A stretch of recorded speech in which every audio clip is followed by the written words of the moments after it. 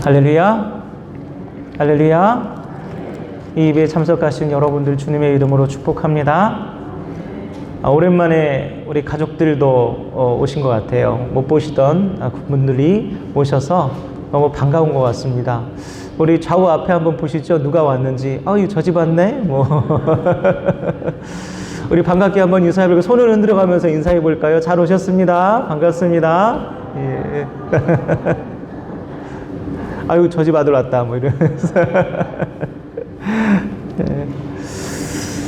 예, 오늘 이렇게 귀하게 하나님 앞에 설날을 맞이해서 또 주일을 맞이해서 하나님 앞에 또 큰 기쁨과 은혜를 나누는 귀한 시간이 됐으면 좋겠습니다. 특별히 말씀을 들으실 때 성령께서 이 자리에 함께 하셔서 이 말씀이 그저 스쳐 지나가는 수많은 말의 향연이 아니라 우리 삶을 움직이고 또 하나님께서 우리에게 약속하신 귀한 은혜를 경험하게 되는 귀한 하나님의 말씀을 듣는 우리 인생의 가장 하이라이트한 순간이 되기를 주님의 이름으로 축복합니다.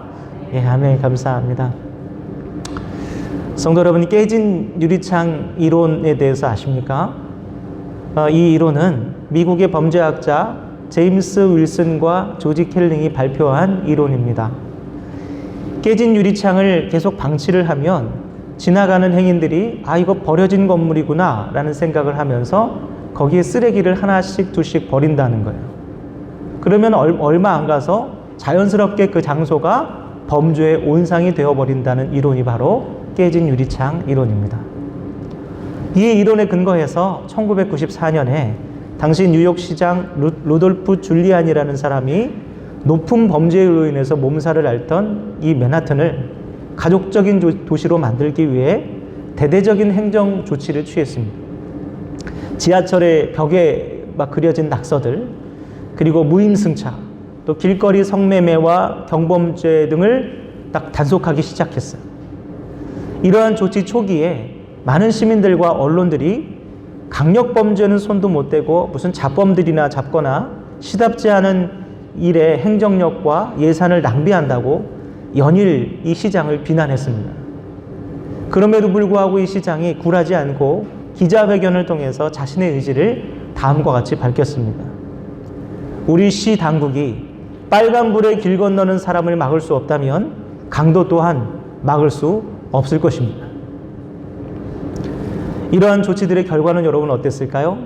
놀랍게도 그해 뉴욕시의 범죄율이 무려 37%가 감소했습니다. 살인사건은 그 절반인 50%로 줄었습니다. 이 줄리아니 시장은 자신의 행정조치를 통해 여러 결과물을 통해서 깨진 유리창 이론이 실제라는 것을 증명해낸 것이죠. 사랑하는 성도 여러분, 우리는 우리 개인의 삶이나 또는 공동체에 어떤 의미 있는 변화들을 만들어 가기 위해서 굉장히 중요해 보이거나 굵직하고 커 보이는 것들을 좀 바꿔야 된다라고 생각을 합니다. 그러나 의외로 여러분, 의미 있는 변화는 아주 작고 사소한 것들을 고치는 것으로 일어나는 경우가 많이 있습니다.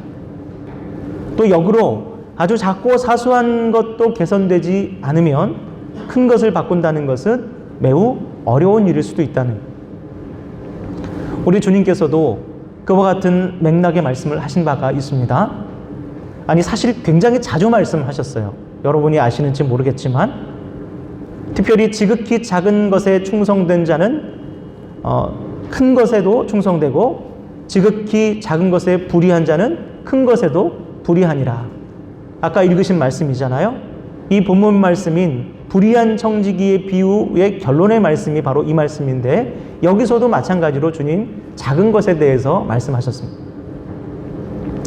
만약 여러분들이 일상을 살면서 어떤 삶 가운데 좀처럼 잘 일어나지 않는 매우 의미 있고 가치 있는 어떤 변화들을 여러분이 갈망하신다면 특별히 오늘 말씀인 이 불의한 청지기의 비유에 더욱 깊이 주목하셨으면 좋겠습니다. 이 말씀을 통해서 작은 것들이 가져오는 변화가 어떤 것인지 또 그 변화를 가져오는 작은 것들이란 도대체 무엇인지 온전히 깨닫고 이를 통해서 여러분이 갈망하고 원하는 그런 변화들을 여러분 삶에서 경험하시기를 주님의 이름으로 간절히 축원합니다. 자, 이제 오늘 본문 말씀의 배경을 잘 살펴보도록 하겠습니다. 먼저 오늘 본문은 불의한 청지기의 비유라고 알려진 예수님의 여러 비유 말씀 중에 하나입니다. 모든 말에는 맥락이라는 것이 있죠. 어떤 사람의 말을 제대로 이해하기 위해서는 그 말을 한 그 앞서서 어떤 말을 했는지, 그리고 그 말 다음에는 또 어떤 말을 했는지를 살피는 것이 굉장히 중요할 것입니다. 그렇다면 여러분, 예수님께서 불의한 청지기의 비유에 대해서 말씀하시기 그 직전에 어떤 말씀을 하셨을까요? 한번 보세요, 눈으로. 거기에 뭐라고 되어 있습니까? 잃어버린 양의 비유, 잃어버린 드라크마의 비유, 여러분이 탕자의 비유라고 알고 계시는 잃어버린 아들의 비유, 이 세 가지 비유의 말씀이 나와 있어요. 여러분, 이 말씀이 주는 메시지는 모두 한 가지입니다. 그것이 무엇입니까? 바로 하나님의 나라예요. 하나님의 나라에 대해서 지금껏 주님께서 계속해서 말씀하고 계셨던 겁니다. 이어서 여러분, 예수님께서 불의한 청지기의 비유의 그 다음에 하신 말씀은 또 무엇입니까? 부자와 거지 나사로의 비유예요. 잘 보세요. 이 또한 여러분, 뭘 설명하시기 위하십니까? 하나님의 나라를 설명하시기 위해 사용하신 비유라는 거예요. 주님은 이 비유들을 통해서 누가 하나님 나라에 거할 사람인지에 대해서 말씀하고 계시는 거예요. 자, 성도 여러분, 이것으로 미루어서 우리가 알 수 있는 분명한 사실이 무엇입니까?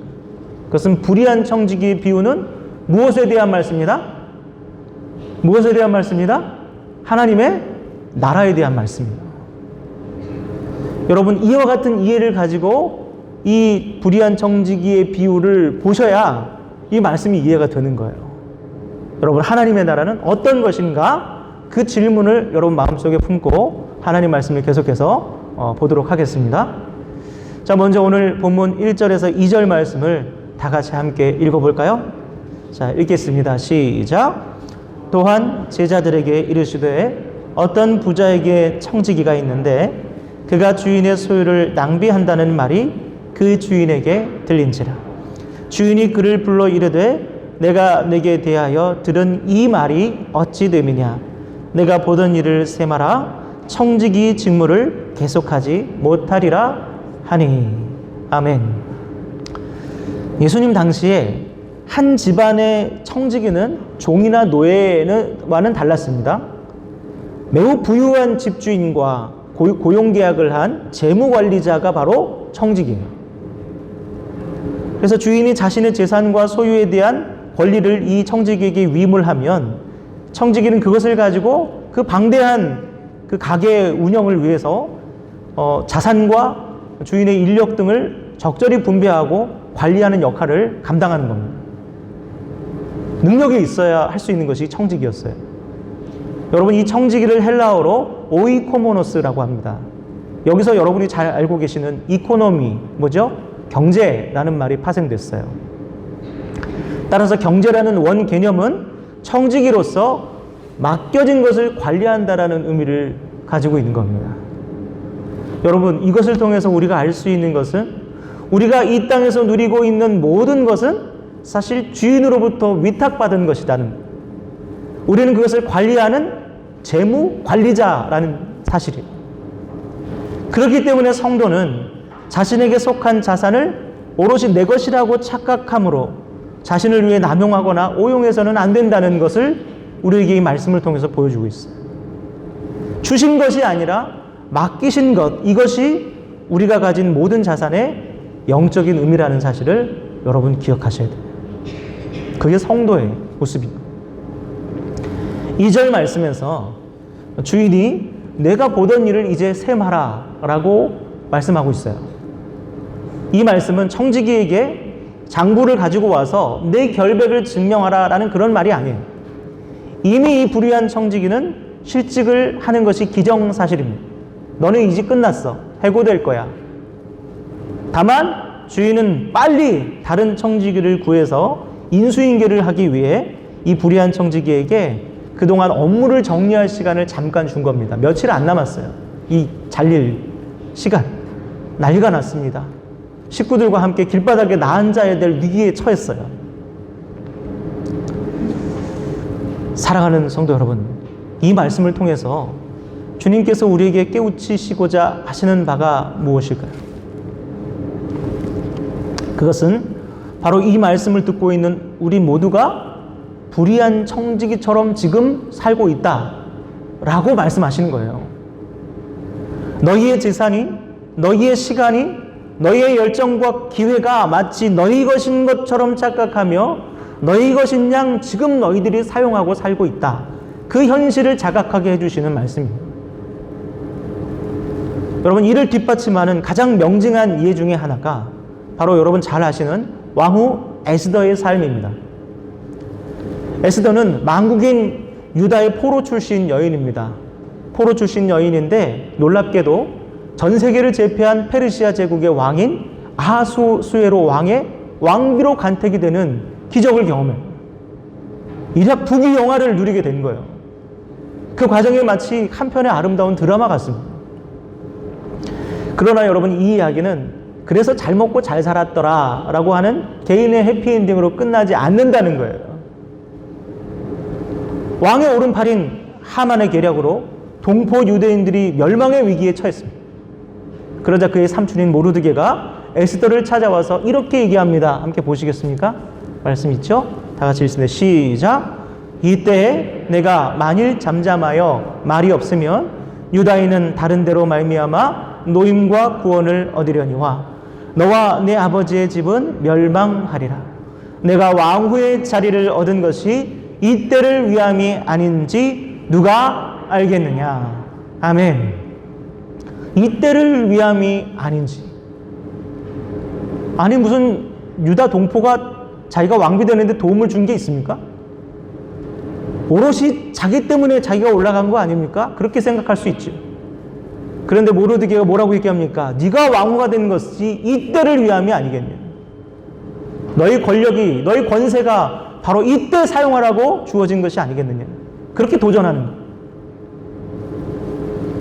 성도 여러분, 여러분이 지금 가진 것들에 하나님께서 원래 정하신 때와 용처가 있다는 사실을 인식하고 살아가시는 편입니까? 갑자기 여윳돈이 생기면 혹시 이거 하나님께서 누군가를 위해 사용하라고 그래서 주신 것이 아닐까라고 기도해 보신 적이 있으시냐고요. 이와 같이 자신의 소유에 대한 이런 인식들이 없이 나 쓰고 살기도 바빠라고 살아가는 모든 평범한 이 시대의 사람들을 통칭해서 주님은 불의한 청직이라고 부르시는 거예요. 바로 저와 여러분이 불의한 청직인 거예요. 오늘날 자본주의 시대, 과도한 소비 경향의 이 시대를 살아가는 그 사람들의 가장 큰 특징은 바로 이 청지기 의식이 부재한 것입니다. 내 것이라고 생각하지 맡김을 받았다는 생각을 하지 않습니다. 성도인 우리 또한 여러분 돈 거리며 살 때가 있지 않냐고요. 여러분, 이 청지기 의식이 없으면 주님 말씀과 같이 자칫 하나님의 것을 마음대로 탕진해버리는 불의한 청지기로서 내 보던 일을 세마라 라고 하는 결산의 때가, 혹독한 시기가 우리에게 다가올지도 모르겠습니다. 사랑하는 성도 여러분, 우리에게 속한 모든 것이 하나님께서 여러분에게 맡기신 것임을 여러분 기억하시기 바랍니다. 여러분 손에 맡기신 것에 하나님께서 정하신 때와 용처가 따로 정해져 있을 수 있다는 사실을 인식하고 이를 남용하거나 오용하는 그런 불의를 저지르지 않는 청지기와 같은 삶을 사시는 선한 청지기가 되시는 저 여러분 되기를 주님의 이름으로 간절히 축원합니다. 자, 이제 다음 우리 3절에서 7절 말씀을 다 같이 한번 읽어볼까요? 읽겠습니다. 시작. 청지기가 속으로 이르되 주인이 내 직분을 빼앗으니 내가 무엇을 할까? 땅을 파자니 힘이 없고 빌어먹자니 부끄럽구나. 내가 할 일을 알았도다.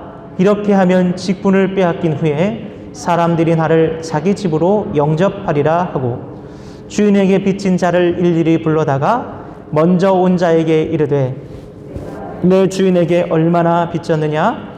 말하되 길은 100말이니이다. 이르되 여기 내 증서를 가지고 빨리 앉아 50이라 쓰라 하고 또 다른 이에게 이르되 너는 얼마나 빚졌느냐 이르되 밀 100석이니이다 이르되 여기 내 증서를 가지고 80이라 쓰라 하였는지라. 아멘. 여러분 이 말씀 평소에 읽으실 때 이해가 가셨어요? 불의한 청지기는 이제 업무를 정리하고 나가라 라는 이 주인의 말을 듣고 눈앞이 캄캄해집니다. 아, 어떡하냐 이제. 이렇게 청지기가 해고되어서 그 집을 나가게 되면 그 청지기는 다른 집의 청지기로 일할 수도 없어요. 왜? 소문났기 때문에. 아, 저 청지기가 주인의 걸 마음대로 착복하고 탕진해 버리더라. 실직에 내몰린 청지기는 극심한 불안에 떨고 있습니다. 땅을 파자니 힘이 없다. 이 말씀은 뭡니까? 일용직이나 막노동을 할 만큼 자기가 이제 젊지 않다는 거예요. 평생 주인을 대신해 사람을 부리던 자리였잖아요. 그렇다고 빌어먹을 수도 없는 노릇입니다. 부끄럽게 어떻게 또 빌어먹습니까? 여러분, 당시 가난은 불순종의 결과라고 생각했어요. 하나님께 버림받은 증거라고 사람들이 그렇게 생각하는 것이 팽배했습니다. 때문에 이 불의한 청지기는 자신의 위태로운 인생을 구할 마지막 특단의 수단을 강구했습니다. 그런데 그 방법이요, 어처구니 없어요. 그 수단은 오히려 자기 주인의 소유를 더 심하게 낭비하는 방법이에요. 더 지 마음대로 쓰는 방법. 청지기는 우선 자기 주인에게 과다한 채무가 있는 사람들을 막 불러모읍니다. 야, 빚진 사람들 다 와. 5절 말씀 보세요. 주인에게 빚진 자를 일일이 불러 라고 되어 있어요. 여기서 빚진 자들은 여러분 소작농, 마름들을 얘기합니다. 주인의 땅을 임대해서 농사를 짓는 대부분의 고대인들이 다 빚을 지고 다 가난했어요. 때문에 청지기는 이렇게 절박한 이들을 모두 불러서 채무증서를 위변조했습니다. 야, 일로 와봐. 내가 네 빚 다 경감해 줄게. 이게 얼마나 불의한 행동입니까? 또 청지기가 기름 100마를 빚진 자를 불러요. 여러분, 그리고 그 사람을 50말로 증서를 위조해 줍니다. 여러분, 기름 100마리 어느 정도 되는 양이냐면 무화과나무 150그루에서 생산되는 막대한 양의 기름 100마리예요. 엄청난 가치를 가진 것. 이 기름 100마를 빚진 자는 아마도 매우 큰 사업을 하던 사업가였을 것이고 불어난 채무 때문에 갚지를 못해서 파산을 앞두고 있는 그런 상태였을 겁니다. 청지기는 바로 그와 같이 채무를 지고 절박한 상태에 있는 사업가들의 빚을 마음대로 위변조해서 탕감해 줍니다. 여러분, 그렇다면 청지기가 이와 같은 일을 한 그 이유가 무엇일까요? 그 이유는 실직이 이미 기정사실화 됐기 때문에 자기 실직 이후에 자기 가족들과 함께 그들에게 가서 식객 노릇이라도 할 수 있게 되기를 기대했기 때문에, 즉 일종의 실직보험 아니면 노후보험을 들고 있는 셈이죠. 이 불의한 청지기의 비유는 사실 이 성경에서 가장 난해한 부분 중에 하나입니다. 여러분, 이걸 어떻게 이해하시겠습니까? 오늘 본문 전문을 살펴보면 우리 주님은 불의한 청지기에 대해서 부정적으로 말씀하고 있지 않아요. 여러분, 그렇지 않습니까? 칭찬하고 있는 것처럼 보입니다. 오히려 핵심적인 복음의 메시지, 즉 하나님의 나라를 제가 아까 말씀하고 있다고 했잖아요. 하나님의 나라를 이해하고 있는 와중에 이 불의한 청지기의 부정한 행동들에 대해서 주님이 칭찬하고 계시다는 거예요. 왜 하필 이 부적절하고 옳지 못한 청지기의 행동을 통해서 그 귀하고 가치 있는 하나님의 나라를 설명하셨을까? 그것은 주님께서 이 청지기의 행위의 불법성에 지금 관심이 없다는 말씀입니다. 거기에 초점 맞추고 있는 것이 아니라 이 옳지 못한 청지기가 자신의 위기를 타개하기 위해서 한 그 선택에 주목하라는 말씀입니다. 여러분, 그것이 무엇입니까? 뭘 선택했어요? 청지기는 친구를 사귀었어요. 다시, 청지기는 무엇을 사귀었어요? 친구를 사귀었어요. 비록 불법적인 일이지만 타인과의 관계를 회복하고 새롭게 만들어가는 일에 자신의 주인의 자산을 마음껏 활용해버린 거죠. 이 황당하고 어처구니 없는 청지기의 행위에서 우리는 이 말씀의 비밀을 풀 결정적인 단서를 얻을 수 있습니다. 앞서 예수님께서 잃어버린 양, 잃어버린 드라크마, 잃어버린 아들의 비유에 대해서 말씀하셨음을 확인했어요. 양의 주인은 생각해 보세요. 99마리를 버려두고 한 마리 양을 찾기 위해서 온 산을 떠돌아요. 드라크마 동전 하나 찾은 여인은 그걸 찾고 나니까 기뻐서 그보다 더 많은 돈을 잔치로 베풉니다. 아들 사랑에 눈먼 아버지는 가산을 탕진하고 돌아오는 아들에게 더 비싼 옷을 입히고 가락지를 끼우는 그런 행동을 합니다. 여러분, 여기서 뭐가 느껴지세요? 그것은 바로 깨어진 관계를 회복하기 위해서 배보다 배꼽이 더 커 보이는 비효율의 극치를 보여주고 있는 거예요. 정말 쓸데없는 짓 같은 것을 보여주는 거예요. 즉 주님께는 이 깨어진 관계가 회복되는 것보다 더 중요한 게 있다 없다? 없는 거예요. 하나님의 나라는 바로 관계의 회복이라는 말씀. 깨어진 관계가 회복되는 것이 하나님의 나라라는 말씀입니다. 다시 말해서 하나님께서 우리에게 맡기신 여러 유무형의 자산의 가장 합당한 용처는 무엇이다? 깨어진 관계의 회복을 위해 사용하는 것이다. 불의한 재물로 친구를 사귀라. 바로 그 말씀의 의미라는 거예요.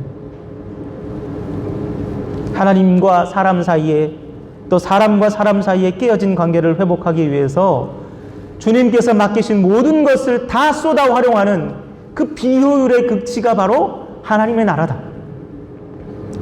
또 그를 위해 사는 것이 바로 청직이다. 우리 8절에서 9절 말씀을 함께 읽어볼까요? 함께 읽겠습니다. 시작. 주인이 이 옳지 않은 청지기가 이를 지혜 있게 하였으므로 칭찬하였으니 이 세대의 아들들이 자기 시대에 있어서는 빛의 아들들보다 더 지혜로움이라. 내가 너희에게 말하노니 불의의 재물로 친구를 사귀라. 그리하면 그 재물이 없어질 때에 그들이 너희를 영주할 처소로 영접하리라. 아멘. 아멘이십니까? 성도 여러분, 이 불의한 청지기를 주님이 칭찬하신 이유가 뭐냐고요? 9절 말씀을 보면 불의의 재물로 친구를 사귀었기 때문에. 그렇다면 불의한 재물이란 무엇입니까? 우리의 모든 소유가 하나님의 것임에도 불구하고 하나님의 것이라는 사실을 인식하지 못한 채 사용되고 있는 재물, 그게 불의한 재물이랍니다. 내가 쓰는 돈이 공금이라는 사실을 모르고 쓰는 것이, 막 쓰는 것이, 그것이 불의한 재물이라는 거예요. 바로 그 불의한 재물을 지혜롭게, 즉 적실하게 용처에 맞게 사용하는 그것이 무엇이다? 깨어진 관계를 회복하는 것, 즉 친구를 사귀는 것이다. 사랑하는 성도 여러분, 주님이 칭찬하신 선한 사마리아인을 기억하십니까? 사마리아인은 자신들을 짐승 보듯 하는 유대인의 이 공경을 자신이 가진 재물을 사용해서 구하고 돌봤습니다. 뭐예요? 깨어진 관계가 회복된 장면입니다. 주님의 눈에는 바로 그게 하나님 나라처럼 보였다는 거예요. 이게 하나님의 나라야 라고 설명하신 거예요. 그와 같이 불의의 재물로 깨어져 버린, 다시 회복할 수 없을 것 같은 그런 관계들을 회복해가는 것, 그것이 지혜로운 청지가 되는 것이다. 그것을 우리 주님께서 강조하고 계신 것입니다. 여러분, 이와 같이 여러분에게 맡겨진 그 자산들을, 삶의 자산들, 모든 유명의 자산들을 그와 같이 깨어진 관계를 회복하는, 하나님의 나라를 회복하는 데 사용하시는 선한 청지기가 되시기를 주님의 이름으로 간절히 축원합니다. 이제 마지막으로 우리 10절의 말씀을 다 같이 함께 읽겠습니다. 우리 10절 말씀입니다. 시작. 지극히 작은 것에 충성된 자는 큰 것에도 충성되고 지극히 작은 것에 불의한 자는 큰 것에도 불이하니라. 아멘. 자, 여러분, 이 말씀은 이 비유의 최종 결론에 해당하는 부분이에요. 이 비유의 결론에. 그런데 이 불의한 청지기 비유의 결론이 왜 갑자기 지극히 작은 것에 충성하는 것으로 마무리가 될까요? 이 연관성이 있는 거라고요. 사실 우리 주님께서요, 작은 것 예찬론자예요. 우선 주님의 비유로 말씀하신 천국은요, 모두 다 작은 것이에요. 기억나십니까? 천국은 겨자씨 하나를 같다. 천국은 그물에 걸린 물고기 몇 마리와 같다. 천국은 누룩과 같다. 천국은 진주 한 알과 같다. 다 어때요? 다 조그만 것이, 작은 것이. 이처럼 주님의 관심은 일관적으로 작은 것에 있어요. 그러나 주님의 제자들은 어떻습니까? 늘 큰 것에 관심이 많았어. 그래서 이 말씀의 청자는 주님의 제자들입니다. 말씀 보세요. 16장 1절 보면 제자들에게 말씀하셨어요. 제자들에게는 강성한 나라, 웅장하고 막 거룩해 보이는 성전, 그리고 많은 성도, 많은 세력, 이런 것들이 제자들에게 중요했어요. 한동일 교수님이 쓰신 믿는 인간에 대하여 라는 책 속에 다음과 같은 문구가 있습니다. 혹시 준비가 됐나요? 한번 보여주시겠어요? 없나 봐. 그죠? 없죠? 아, 이거 있어요. 아, 이 본문 말씀, 아니, 여기 왜 주제 말씀이에요. 다 같이 한번 읽어볼까요? 우리 시작. 하나님의 큰 뜻은 작은 것에 있다. 아, 이건 제가 그걸 잠깐 수정한 거고요. 본래의 한동일 교수의 그 책에 나오는 이야기는 신이 있다면 신의 큰 뜻은 작은 것에 있다. 이렇게 되어 있어요.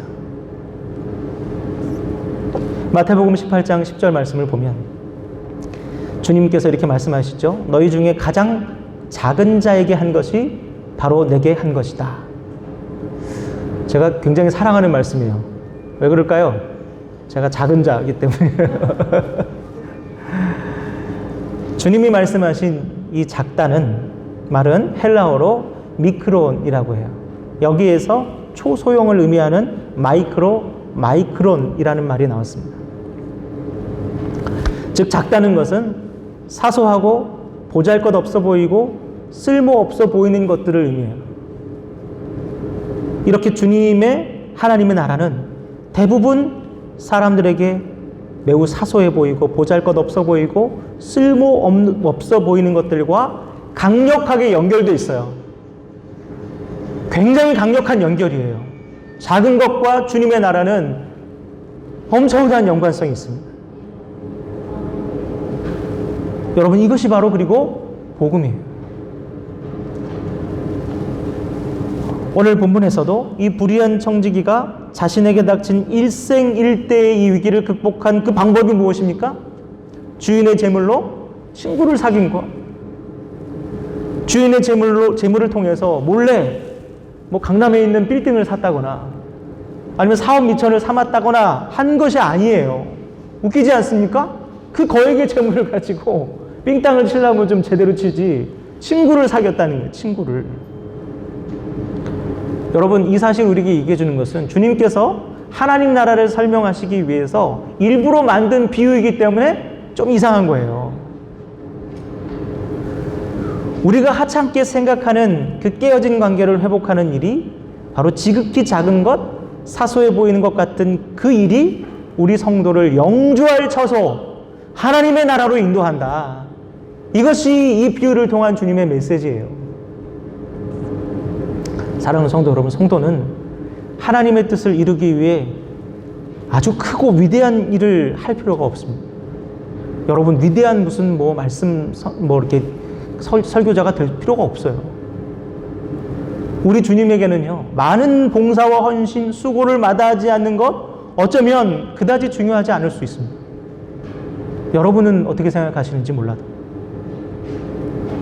주님께서 우리에게 주신 그 시간과 물질과 열정, 즉 불의의 재물들로 깨어지고 소원해진 관계를 회복하는 것, 더 많은 친구들을 만들어가는 것, 아주 작고 사소하고 성가셔 보이는 것들에 충성하는 것.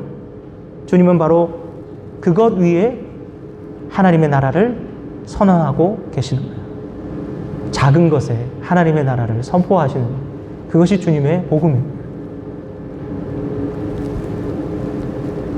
비유 속의 불의한 청지기는 위기를 경험하면서 그동안 자기가 생각해보지도 못했던, 너무 사소하게 여겼던 것, 해도 그만 안 해도 그만이라고 생각했던 친구를 사귀는 것, 주변 사람들과 더불어 살아가는 것, 화해의 삶을 사는 것의 필요에 대해서 절실하게 깨달은 것,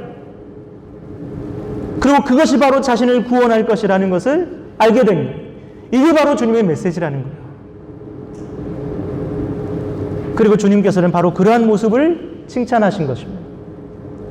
너희들 불의한 청지기와 같은 그토록 세속적인 사람들도 이렇게 관계를 중요시하고 화해의 삶을 살아가고자 지혜를 발휘하는데 어찌 하나님의 사람들인 너희는, 빛의 자녀들인 너희는 매번 교회 안에서 갈등하고 분쟁하고 서로에게 상처를 주고 사느냐? 친구를 만드는 것이 아니라 어떻게 매일같이 적을 만드느냐?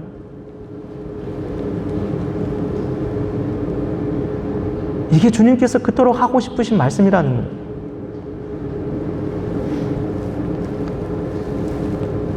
하나님의 나라를 상실해버리고 있는 성도들에 대한 안타까운 마음이 오늘 이 불의의 청지기의 비유에 절절히 나타나 있다는 겁니다. 이 지극히 작은 것, 화해의 삶을 실천하지도 못하면서 어찌 하나님의 나라를 너희들이 이루겠다고 하는 거냐? 바로 내 옆에 형제도 용서하지 못하고 작은 빛조차도 탕감해주지 못하면서 무슨 하나님의 나라 전 세계에 선교를 하러 전도를 하러 다니니 마느니 하겠느냐, 그런 말씀이에요. 성도 여러분, 이 말씀을 엄중하게 생각해 보시기 바랍니다. 이제 말씀을 마치겠습니다. 사랑하는 성도 여러분, 주님의 큰 뜻은 늘 작은 것에 있음을 여러분 항상 기억하시기 바랍니다. 오늘도 여러분에게 맡기신 그 모든 삶의 자산을 청지기처럼 선한 청지기와 같이 잘 사용하셔서 친구를 만드시고 하나님의 나라를 경험하시는 그런 복된 저와 여러분들 다 되시기를 주님의 이름으로 간절히 축원합니다. 기도하겠습니다.